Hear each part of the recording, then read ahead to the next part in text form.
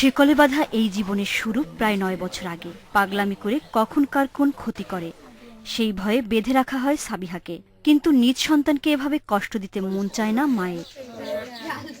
টানাটানির সংসারে দিনমজুর বাবা নবম শ্রেণী পর্যন্ত লেখাপড়া করায় সাবিহাকে।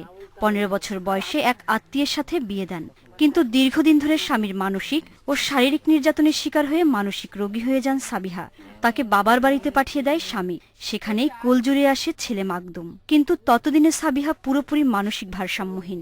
স্কুল যাচ্ছে, ঢেল মারতেছে, ঢেল ছুটতেছে, ১০-১২ বছর হচ্ছে ও আর কি পাগল অবস্থায় আর কি দেখতেছি। এখন পাগল মেয়ের চিকিৎসা ও নাতির খরচ চালাতে ৬৯ বছর বয়সেও বাড়ি বাড়ি কাজ করতে হয় আলেয়া বেগমকে। মেয়েটাকে বাঁধে রাখছি সারাদিন, না হলে কারো বাচ্চাকে ধরে আচ্ছা দিবে, না কাউকে ফেঁকে দিবে, কারো বেড়া ভাঙবে, কারো ভাত উঠা খাবে। আলেয়া বেগমের এমন দুর্দিনে এলাকার কেউ কেউ সাহায্যের হাত বাড়ালেও প্রয়োজনের তুলনায় তা খুবই কম। চিকিৎসা প্রয়োজন, এই জন্য কেউ যদি এগিয়ে আসে তাহলে আমরা এলাকার পক্ষ থেকে উপকৃত হইব আর কি চিকিৎসার জন্য।